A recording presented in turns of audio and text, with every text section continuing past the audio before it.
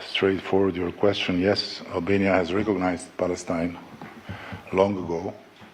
And to give you a little background, Albania was a communist dictatorship, and our dictator was one of the closest friends and allies of the Palestinian Liberation Organization, PLO, and of Yasser Arafat. And on the other hand, our regime was very viciously against three major devils: the United States, Soviet Union, and Israel. So, in other words, American imperialism, Soviet social imperialism, and Jewish Zionism. But this country, on the other hand, is the only country in Europe that had more Jews after the Second World War than before. And it's the only country where Jews didn't fly out, but flew in to be protected. And as it is very well shown in Yad Vashem, it's a country where the Nazis didn't succeed to get a single Jew. This is the background.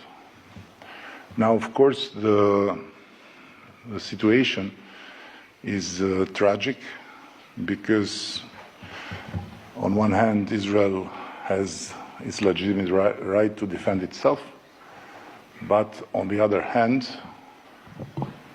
the destroyal and the loss of life on the Palestinian side are far too much to accept the escalation, the further escalation. And the trouble is that this further escalation is not an action that at the end by itself will wipe out Hamas or whatever form of Hamas may grow from the bottom of the rubbles. So for sure the two-state solution is the only way, but my humble opinion is that in this situation there are many things that have to happen at the same time.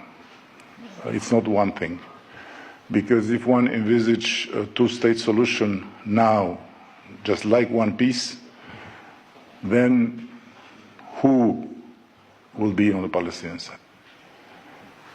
So the reform of Palestinian politics, the need for a body that would somehow represent all the Palestinian society and would be a credible interlocutor to all the parties involved, on one hand.